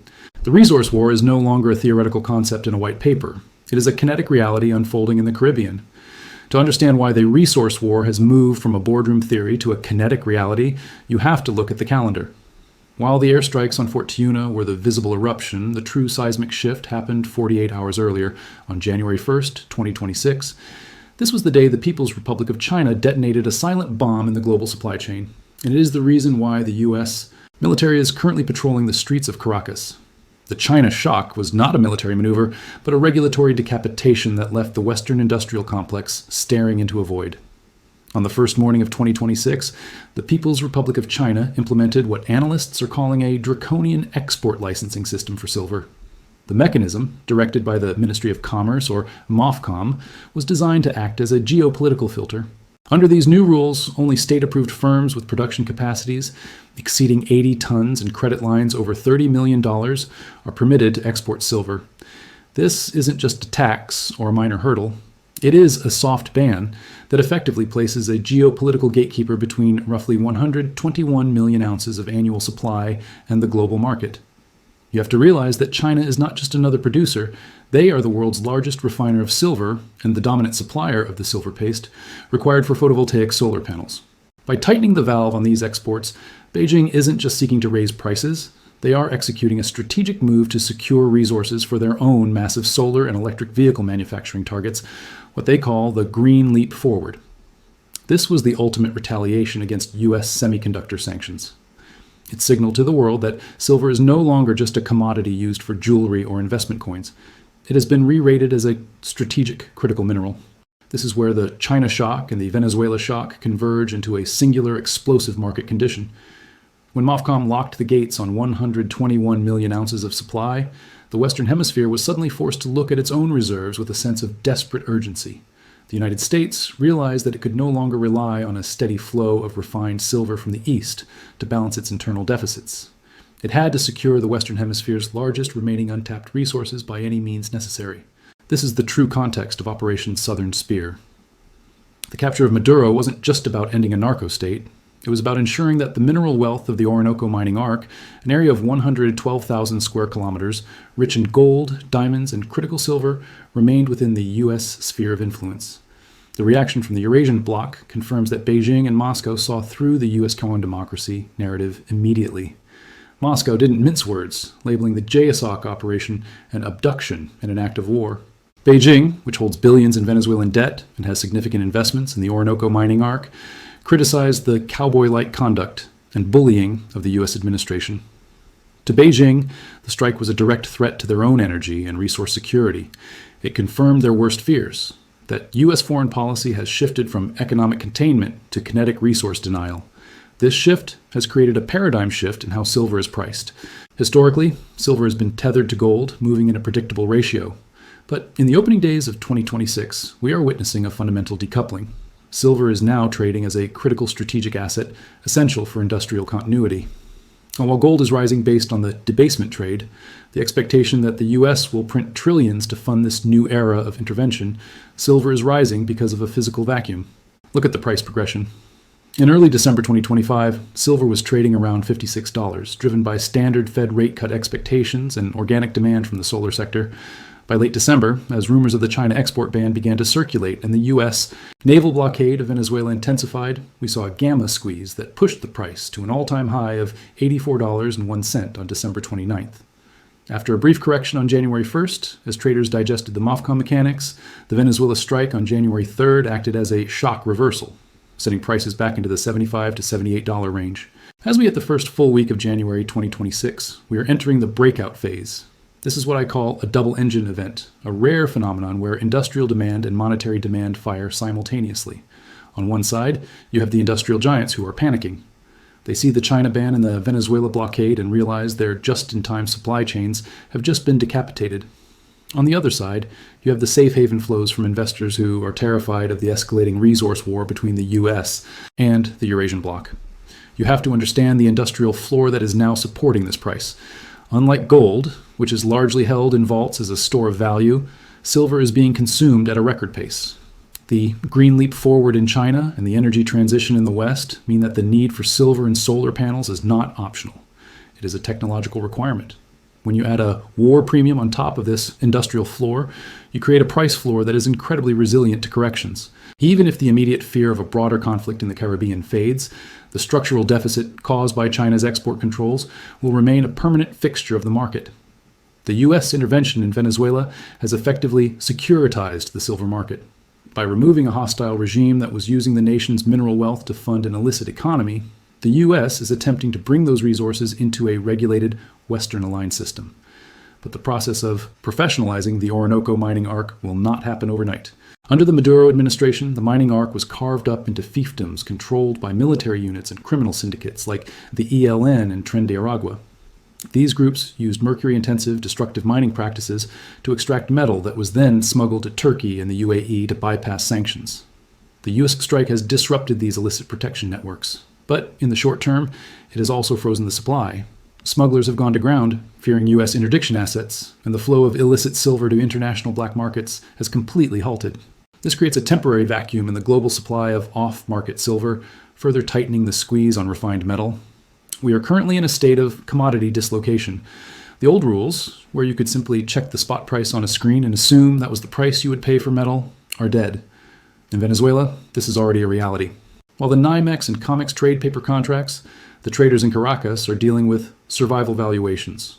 Because the Bolivar has hit a terminal velocity collapse gapping from 300 to 560 VES per dollar in a single day, silver has been elevated to a primary medium of exchange. In this environment, physical silver trades at a massive fear premium. If the global spot price is $75, an ounce in a conflict zone like Caracas might trade for $100 worth of food or fuel. This reflects the utility of silver as an untraceable, indestructible store of wealth that can buy survival when the banking system fails. Paradoxically, we also see a distressed discount, where desperate families liquidate silver jewelry at 50% of spot value just to buy calories from opportunistic buyers with cash dollars. This divergence between the screen price and ground reality is a warning for global investors. The technical structure of the silver market is currently being tested by a run-on-the-bank dynamic. Geopolitical crises incentivize contract holders to stand for physical delivery rather than rolling over their positions, as they fear counterparty risk and the weaponization of the financial system itself. This is hitting a market that was already structurally imbalanced. By late 2025, the ratio of paper silver, futures contracts to registered physical inventory on the COMEX had blown out to a staggering 356 to 1. That means for every single ounce of physical silver available for delivery, there are 356 paper claims on that same ounce. The Venezuela crisis has been the catalyst that has forced the market to look at this math. With COMEX inventories already down 70% since 2020, the sudden spike in delivery demands has met a hollowed-out inventory, leading to the violent upside volatility we are seeing, a classic short squeeze driven not by retail traders, but by geopolitical necessity. Investors are now bypassing fiat currency entirely for hard assets. They are watching the U.S. military seize the leadership and resources of a sovereign nation, and they are coming to a realization. Empire risk is real. If the rules of the game can change overnight, if a nation's energy and mineral reserves can be nationalized or seized by force, then no asset held in the dollar-based financial system is truly safe. This is accelerating the trend of central banks, especially in the BRICS Plus bloc, buying physical gold and silver and repatriating it to their own vaults. They are moving into non-sovereign bearer assets as insurance against a world where trust has been replaced by kinetic force. The Caracas. Kinetic has proven that the scramble for resources is the defining feature of the 21st century geopolitical landscape. The perfect storm of the China export ban and Operation Southern Spear has hit the silver market with a regulatory supply shock and a geopolitical demand shock simultaneously. The result is a permanent re-rating of silver as a measure of global instability and industrial survival. We are no longer looking at a standard bull market. We are looking at the birth of a silver supercycle that is being fueled by the atoms required for the future and the bombs being dropped in the present. To truly understand the magnitude of the pressure cooker that just exploded, you have to look past the headlines of special forces and airstrikes and peer into the dark mechanical heart of the global financial system. the COMEX Futures Exchange. What we are witnessing right now is not just a price spike, it is a systemic fracture of the paper silver market. For decades, the price of silver has been dictated by the trading of digital contracts, promises to deliver metal at a future date. But as the smoke rises over Caracas, the world is waking up to a terrifying mathematical reality that the establishment has tried to hide for years. By late 2025, the structural imbalance on the COMEX had reached a terminal point, where the ratio of paper silver to registered physical inventory had blown out to a staggering 356 to 1. Think about that number. Let it sink in. For every single ounce of physical silver sitting in a registered vault, ready for delivery, there are 356 digital claims on that same ounce. In a period of peace and stable supply chains, this hallucination can be maintained through a process of rolling over contracts and cash settlements. But the moment you introduce a shock reversal, like Operation Southern Spear, the psychology changes instantly. Geopolitical crises of this magnitude trigger what is known in the commodity world as a run on the bank. Investors, sovereign wealth funds, and industrial manufacturers stop looking for a cash profit on a screen and start demanding the metal itself.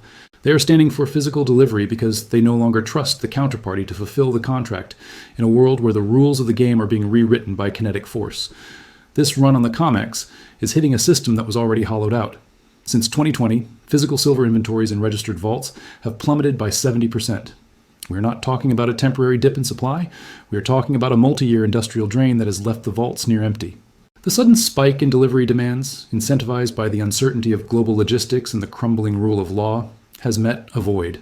This is the definition of a classic short squeeze, but on a scale that dwarfs the retail frenzy of 2021.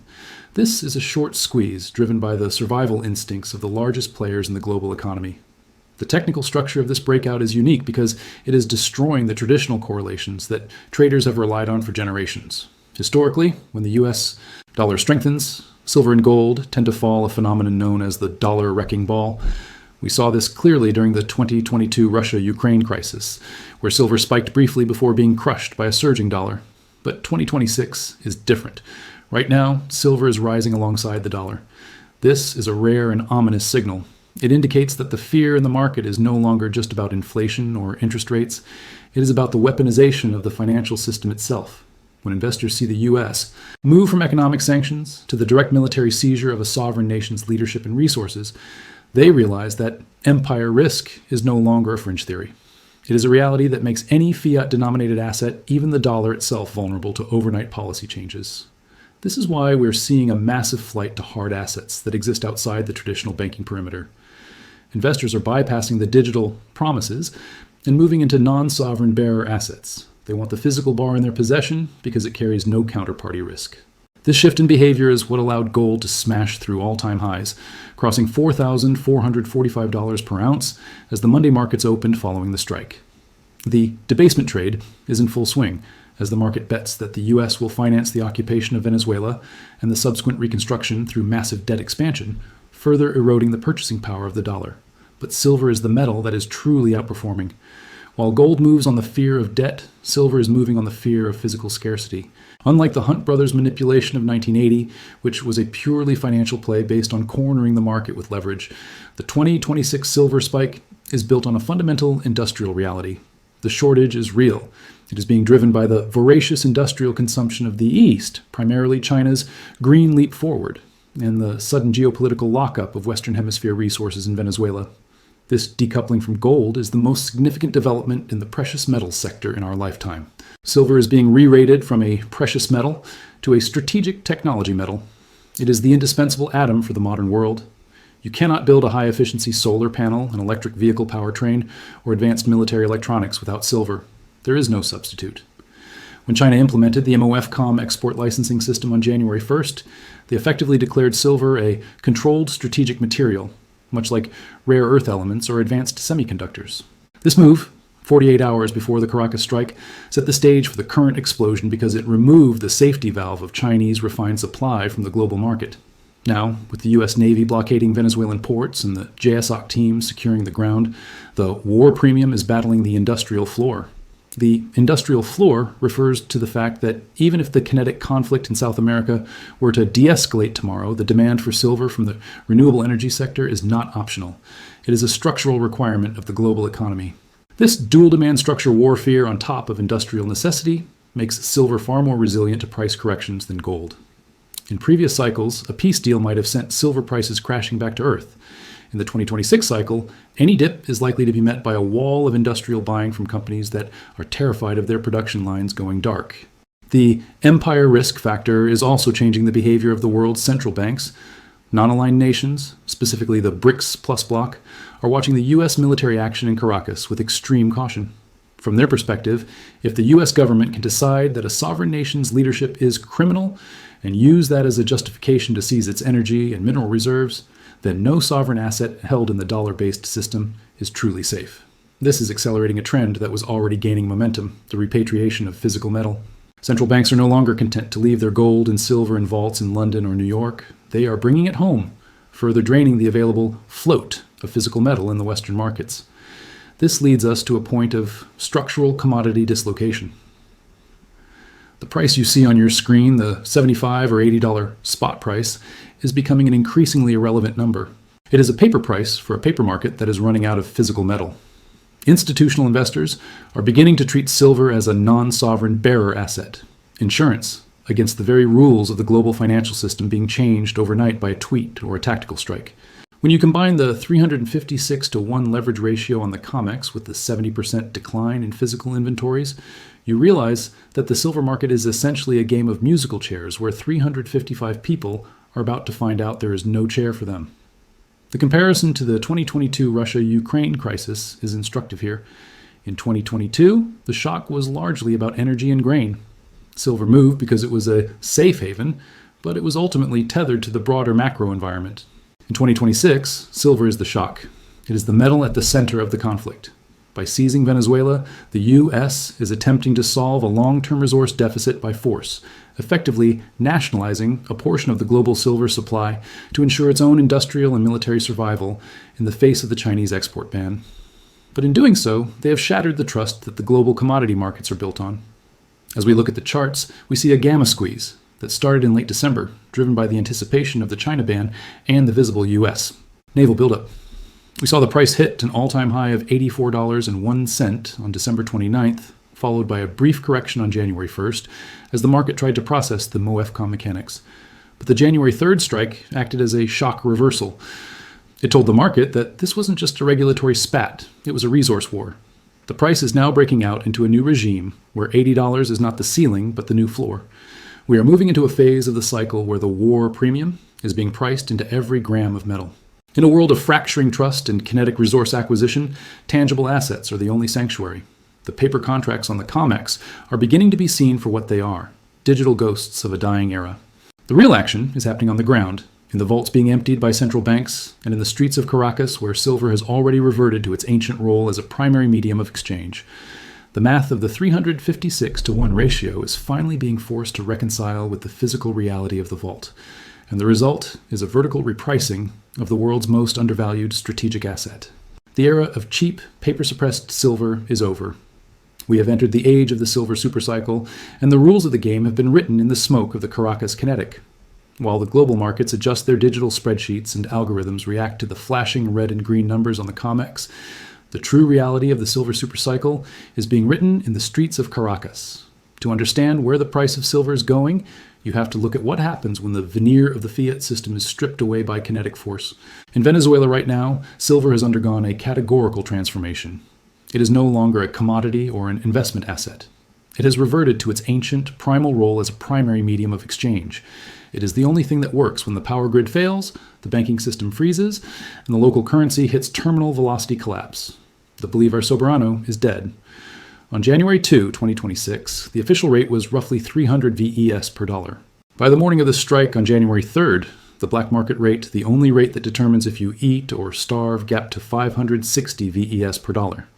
This represents an 85% spread in a single day. With the Central Bank of Venezuela effectively decapitated and unable to inject liquidity or set interest rates, pricing discovery for basic survival has shifted to the survival valuation of hard assets. If you walk into a local market in Caracas today, prices aren't being quoted in bolívares. They are being quoted in two things: USDT, tether, and grams of silver. This is the ground truth of the 2026 crisis. Because the banking system is paralyzed by power outages and the sheer uncertainty of the U.S. administrative oversight, digital payments are failing. Direct barter has become the law of the land. We are receiving confirmed reports of silver flakes, shaved directly from jewelry, coins, or industrial scrap being used to buy bread, fuel, and passage. High-purity bullion like American eagles or maple leafs have vanished from the market. They are being hoarded by those who can afford them as lifeboats. What's left is scrap silver cutlery and jewelry being traded at a fear premium that would make a Wall Street trader's head spin. Look at the math of this localized distortion. While the global spot price might be $75 an ounce, the fear premium in a conflict zone like Caracas can push the effective trade value to $100 or more when exchanged for essential goods. This premium reflects silver's utility as an untraceable, indestructible store of wealth that can bribe a guard or buy a seat on a transport out of the country. Paradoxically, we are also seeing the distress discount, where desperate families are forced to liquidate their family heirlooms at 50% of the spot price just to secure immediate calories from opportunistic buyers with cash dollars. This divergence, where silver is simultaneously the most valuable and most undervalued asset, depending on who is holding it, is a preview of the global commodity dislocation that is coming for the rest of the world. The ultimate prize in this kinetic resource war, however, isn't the jewelry in Caracas. It is the Arco Minero del Orinoco. This is a 112,000 square kilometer zone larger than many European nations that is arguably the richest mineral deposit on the planet. Under the Maduro administration, this area was a state-sponsored illicit economy, a black hole where the military and criminal syndicates like the ELN and Tren de Aragua operated with total impunity. They used mercury-intensive, environmentally devastating mining practices to extract gold and silver, which was then laundered through Turkey and the UAE to keep the regime's inner circle afloat. Operation Southern Spear has decapitated that protection network. The Special Forces teams that secured the capital have effectively frozen the logistics of the mining arc. Smugglers and illegal miners have gone to ground, terrified of the U.S. interdiction assets and drones now patrolling the Orinoco. This has created an immediate global supply freeze. The illicit metal that used to find its way into the global gray market is now trapped. This isn't just a Venezuelan problem. It is a massive subtraction from the global aggregate supply that the COMEX and LBMA never accounted for. The U.S. administration is banking on the Plan País, or country plan, developed by the opposition and Maria Corina Machado.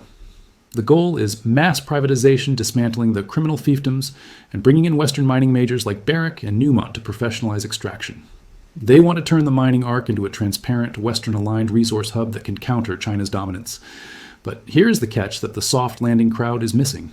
This transition will take years, not months. The infrastructure in the mining arc has been destroyed by years of neglect and predatory mining. There are massive legal liabilities from previous expropriations, cases like Crystal X, that must be settled before a major public company will put a single drill in the ground. In the short term for the rest of 2026 and well into 2027, Venezuelan silver production is effectively offline. This means the Venezuela shock is not a temporary blip. It is a multi-year supply-side decapitation that coincides perfectly with the China export ban. We are entering the shock phase of Q1 2026, where the combination of the China licenses and the Caracas kinetic will drive silver to retest its all-time highs between $78 and $85 per ounce. As we move into the medium term, even if a friendly government stabilizes Caracas and the war premium begins to fade, silver will not return to its old prices. The industrial floor has been permanently raised. The structural deficit caused by China's solar demand, their green leap forward, and their refusal to export refined metal has put a hard floor under the price at $65 to $75. Any new supply from a professionalized Venezuela is at least 3 to 5 years away, and that's if everything goes perfectly. The long-term outlook for 2030 is even more explosive. The geological reality is that we are running out of high-grade silver. Ore grades are falling globally, and there has been a chronic lack of investment in new primary silver mines for over a decade. It takes 7 to 10 years to bring a new mine from discovery to production. This means the silver deficit is structural and permanent. We are looking at a secular bull market where $100 silver is not a moonshot, but an inevitability as the metal is re-rated as a strategic technology metal. For the people of Venezuela, the path forward is arduous. As the economy eventually dollarizes and stabilizes under a new administration, the local premiums and discounts will eventually vanish, and their silver will once again trade at global spot prices. But for the global investor, the lesson of January 3rd, 2026 is clear. The U.S. military intervention in Venezuela was a watershed moment, a kinetic manifestation of the scramble for resources that defines our century. By attempting to secure the Western Hemisphere's largest energy and mineral reserves, the U.S. has unleashed a Pandora's box of market volatility. The silver market has been hit by a perfect storm. a regulatory supply shock from the east, and a geopolitical demand shock from the south. The result is a paradigm shift. Silver is no longer just a metal, it is a measure of global instability. It is the canary in the coal mine for the death of trust in the financial system. Whether it is the silver flake held in the hand of a trader in Caracas or the futures contract on the NYMEX, the story is the same. In a world of fracturing empires and kinetic resource denial, tangible assets are the only sanctuary left. The Caracas kinetic was the signal. The silver supercycle is the result. If you aren't positioned now, you are waiting for a train that has already left the station at 2 a.m. VET on January 3rd. My name is Kevin Huang, and this is Markets in Context. This analysis is built on ground truth and hard data, not the narratives the mainstream wants you to believe. We are living through the most significant repricing of strategic assets in modern history, and we are going to be here every step of the way to break it down. If you value this level of deep dive research and want to stay ahead of the next resource shock, hit the subscribe button right now and turn on notifications. The era of cheap resources is over. The era of markets. In Context is just beginning. Stay sharp. This is Dave from Net4 Truth USA, Inglorious Patriots. And I am Charlie Kirk.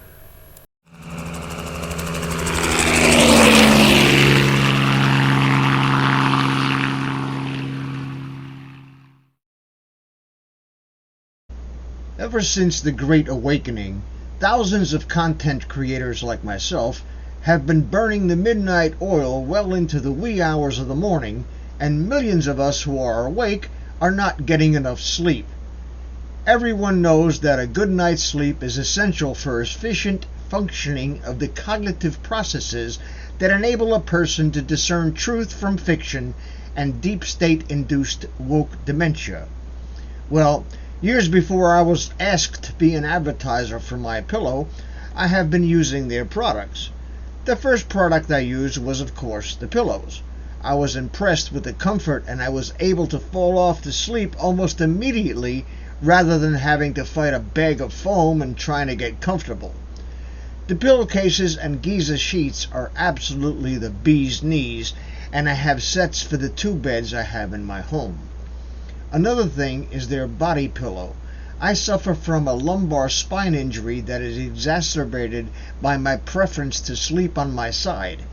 Having the body pillow to roll onto alleviates the pressure and mitigates the discomfort, allowing me to fall asleep quickly. Mike Lindell, a great American patriot, has an entire line of quality products that everyone should try.